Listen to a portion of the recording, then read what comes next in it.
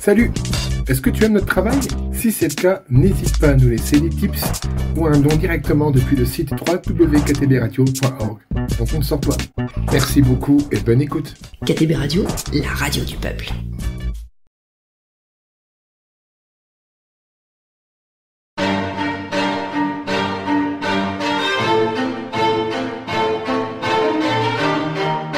Vous écoutez l'émission Raconte ta ville ou ton village.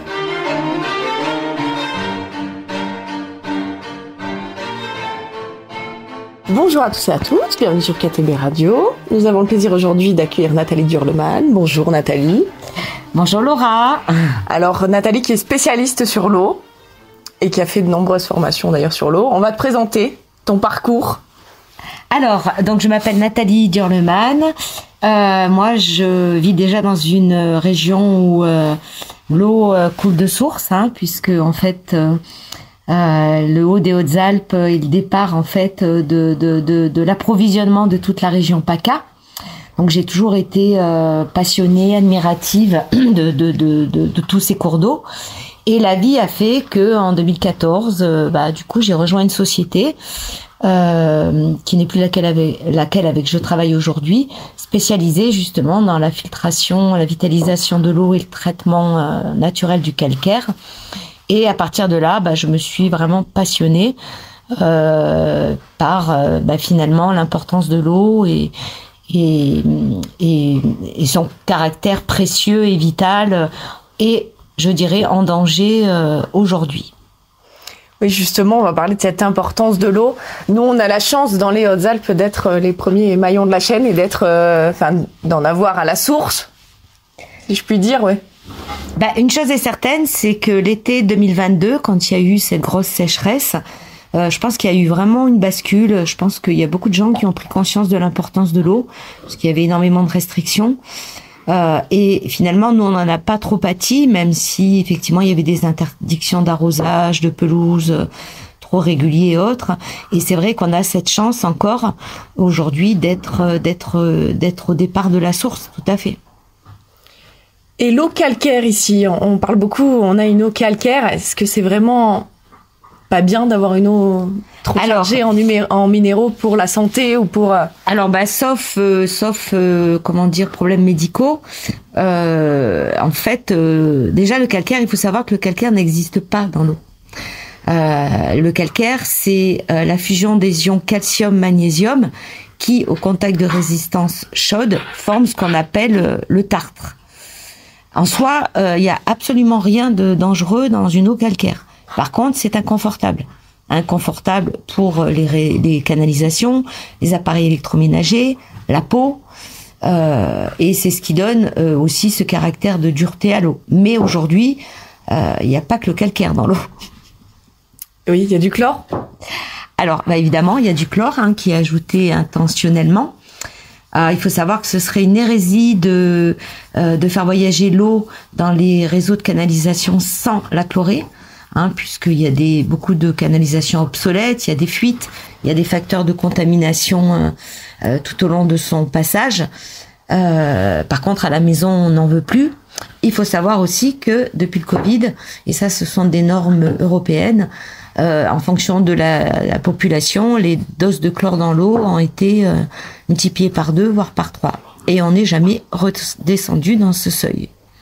Alors aujourd'hui, il y a le chlore, mais il y a aussi d'autres facteurs de pollution.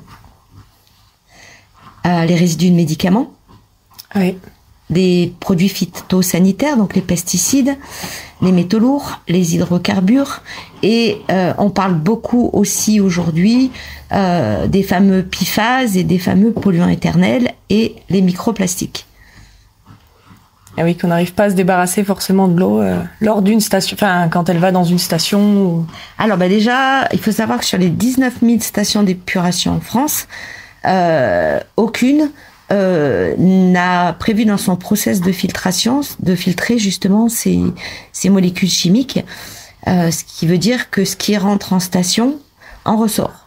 C'est-à-dire que tu prends un paracétamol pour soulager ta migraine, tu vas en synthétiser une partie et tu vas rejeter une autre partie par les voies naturelles qui se retrouvent dans les eaux usées et qui sont pas traitées par les stations d'épuration et qui se retrouvent du coup dans les cours d'eau, les rivières, les fleuves, les ruisseaux.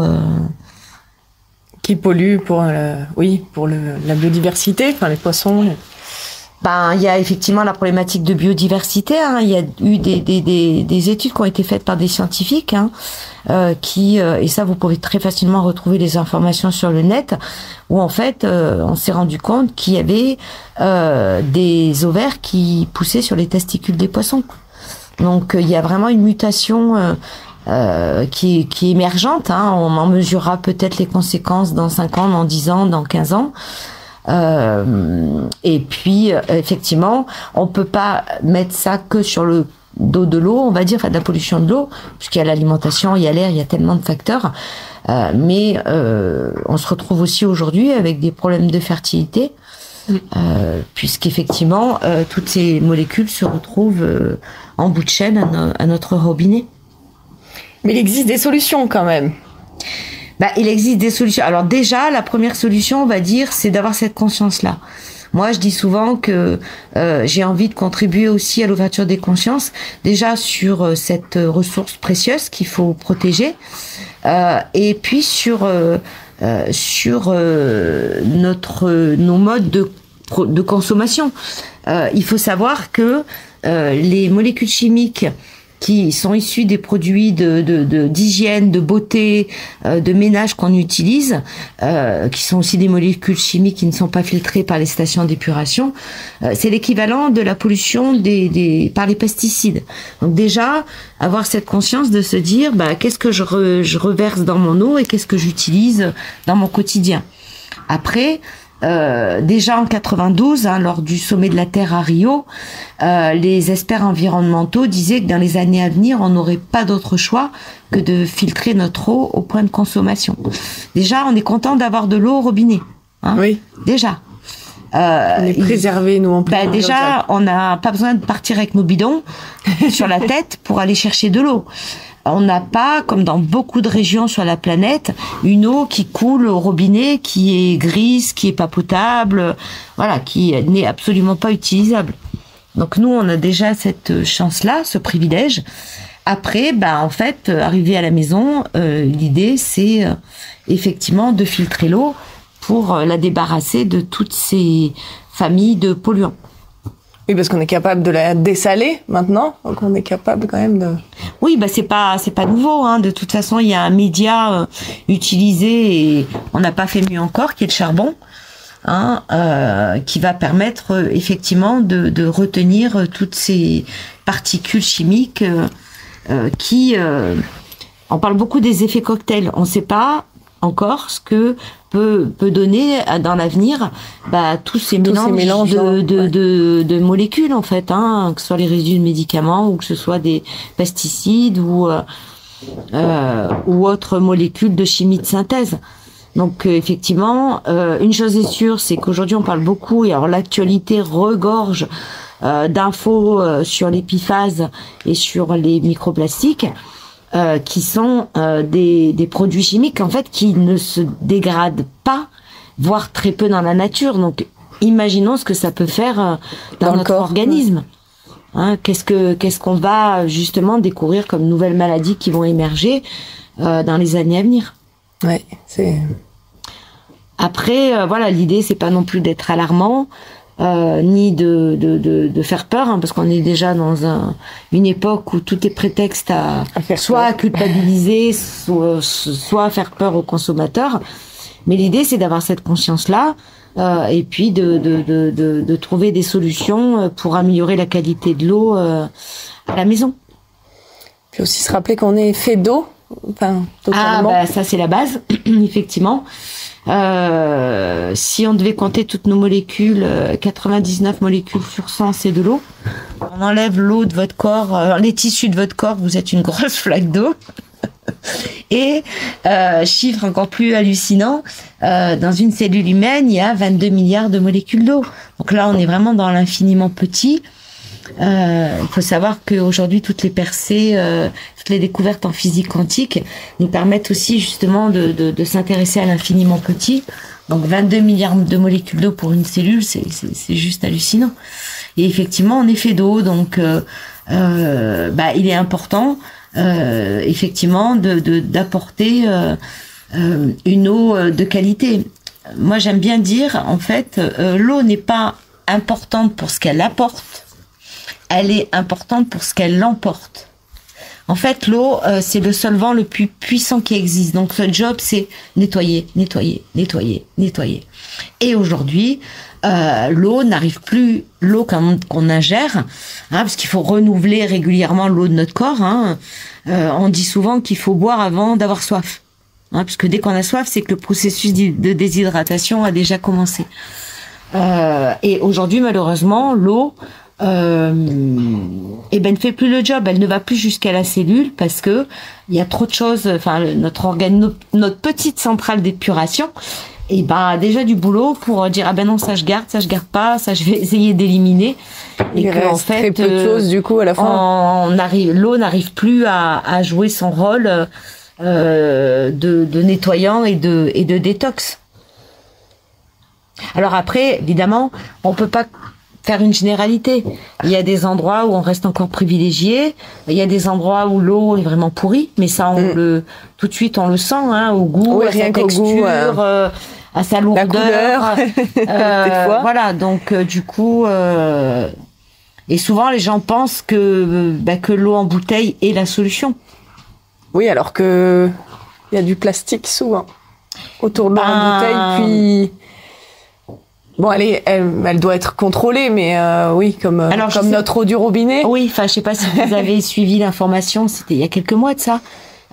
Donc scandale sanitaire dénoncé par le journal Le Monde et par France Info, qui en fait visait tous les grands groupes industriels qui commercialisent l'eau. Et en fait, il y a eu des malversations dénoncées depuis déjà 2021. Normalement, une eau embouteillée ne doit subir aucun traitement. Alors que là, il y a eu des traitements, il y a eu de la filtration, il y a eu même du mélange avec de l'eau du robinet. Voilà. Sympa. Il faut savoir que le litre d'eau du robinet est à environ 0,003 centimes, alors qu'en moyenne, une eau en bouteille, il faut compter à peu près entre 0,20 centimes et 0,40 centimes le litre en fonction de l'eau qu'on achète. Donc de toute façon, il y a aussi un côté marketing qui fait que les gens pensent qu'effectivement en buvant de l'eau en bouteille, ils sont tranquilles. Il y a la problématique du plastique, avec la libération des perturbateurs endocriniens. Ça c'est pareil. On parle beaucoup aussi de tous ces perturbateurs endocriniens qui viennent un petit peu dérégler notre système hormonal. Et puis le stockage. Tout le monde a déjà vu des palettes en plein soleil. Voilà, donc du coup... Après, ça se retrouve en chambre froide, ça fait des variations de température. C'est ça. Donc l'eau, elle peut passer de gelée à dégelée en plein soleil. Donc là, effectivement, il y a des choses... Et puis, l'eau en bouteille est dite morte, puisque le principe de vie de l'eau, c'est le mouvement. Et qu'elle circule. Il faut qu'il y ait cette dynamique tourbillonnaire. Donc en fait, l'eau en bouteille est une fausse bonne solution, d'autant plus, comme j'ai envie de dire, on se mord la queue, puisqu'en fait, on va rebalancer tout ce plastique. Il faut savoir qu'il y a une bouteille sur 6 qui est recyclée. Donc, tout le reste se retrouve dans la nature, et c'est comme ça qu'aujourd'hui on se retrouve avec des microplastiques dans les océans, les mers, dans les cours d'eau, et on ingérerait l'équivalent d'une carte bleue par semaine en termes de plastique. Ah oui, quand même. Oui, c'est quand même énorme. 5 grammes. Oui, c'est beaucoup. Alors on peut retrouver ça dans l'alimentation, dans la chair des poissons, je dis pas qu'il y a que dans l'eau, mais du coup on retrouve aussi ces microplastiques qui se voient pas, qui n'ont pas d'odeur, qui n'ont pas de goût. Moi, quand j'ai des gens qui me disent oui mais mon eau elle est bonne, elle a pas de goût, oui mais comment retrouver le goût du paracétamol, le goût du plastique, de l'atrazine qui est un pesticide interdit en France depuis 20 ans, qu'on retrouve toujours dans l'eau. Ah oui, donc ça reste, oui. parce qu'il y a des choses qui sont difficilement biodégradables. Il y a un marché noir aussi des pesticides, puisque du coup, s'il y a des choses qui sont interdites, c'est peut-être parce que c'est efficace.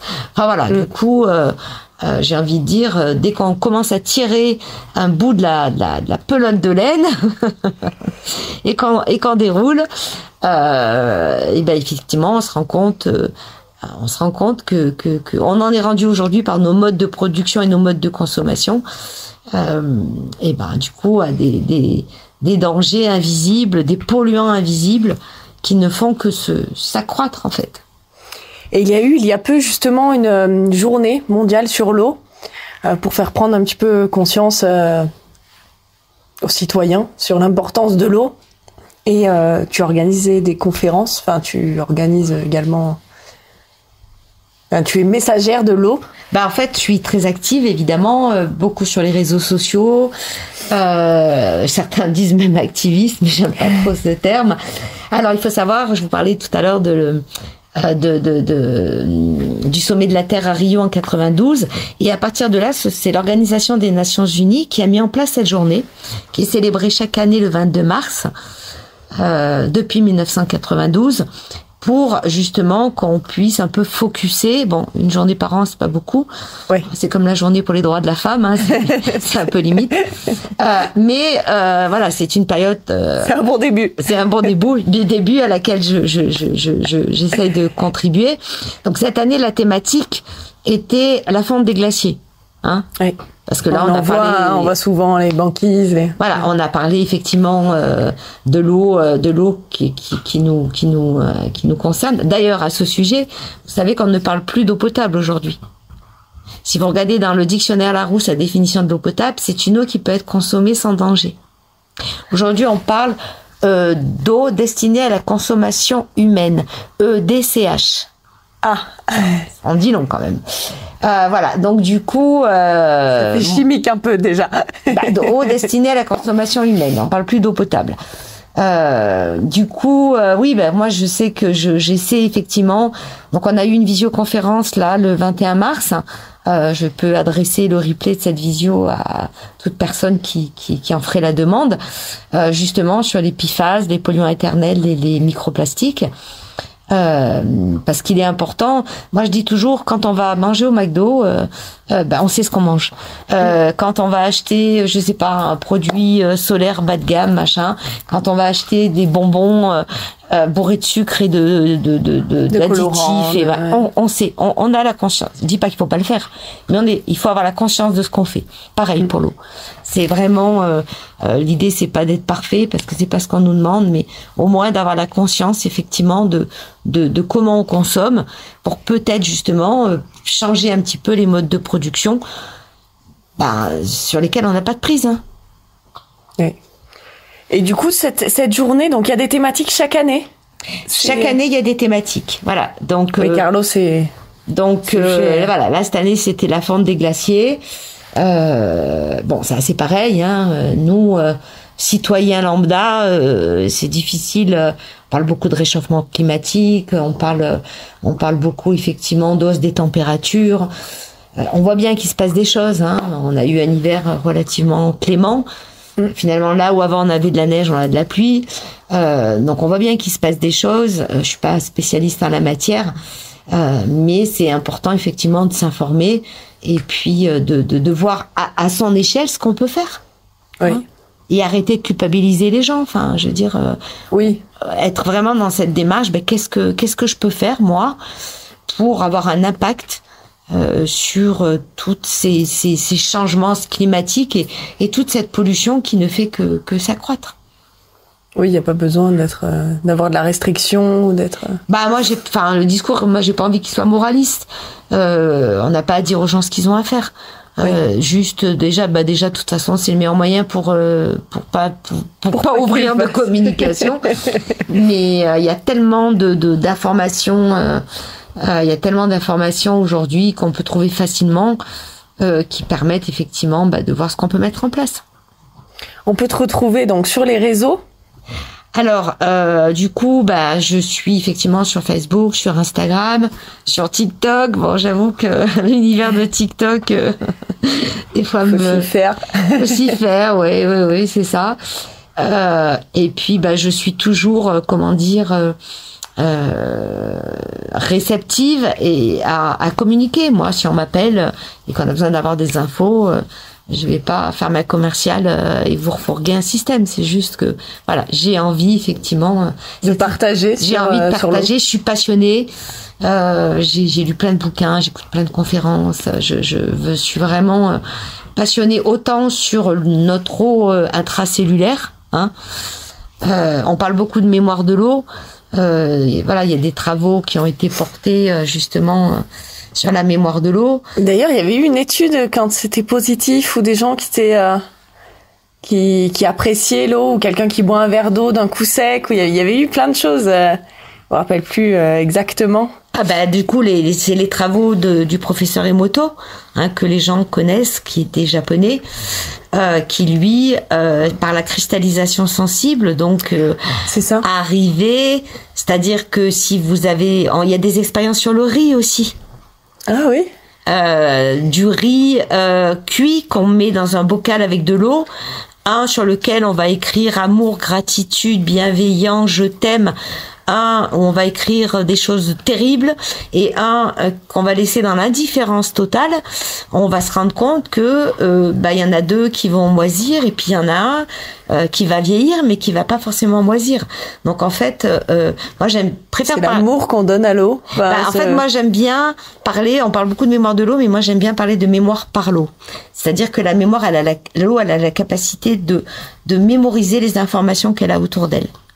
Donc c'est pour ça que, en fonction de si on va avoir plutôt un message bienveillant ou un message plutôt de méchanceté, c'est ce qu'a voulu faire le professeur Emoto avec de la cristallisation sensible, c'est-à-dire qu'il arrivait à geler des cristaux d'eau, et il a fait ça avec de la musique, avec les 4 saisons de Vivaldi, on a des cristaux, on dirait des joyaux, et puis avec du métal, avec de la musique violente, on sent que les cristaux sont beaucoup plus torturés. Et du coup, on peut renvoyer ça aussi à notre mémoire de l'eau intracellulaire. C'est-à-dire que toute notre histoire, toute notre vie, tous nos souvenirs, nos traumas... restent dans les cellules. Restent, du coup, aussi mémorisés, en fait, dans notre eau intracellulaire. Mais le sujet de l'eau, il est... intarissable. C'est vraiment une source inépuisable. Donc on en aura encore plein de choses à dire. On retrouvera aussi pour d'autres émissions. Si effectivement le sujet intéresse vos auditeurs. Sur des thématiques. C'est quoi la prochaine thématique l'année prochaine? On peut le savoir ou... Pas encore. Pas encore. Mais je te promets, je te dirai à l'avance. Voilà, merci. Comme ça, on pourra se rencontrer peut-être même le 22 mars. Avec plaisir. Rendez-vous est pris alors? Voilà, rendez-vous prévu le 22 mars 2026. 2026. Je te remercie, Laura. Merci beaucoup, Nathalie.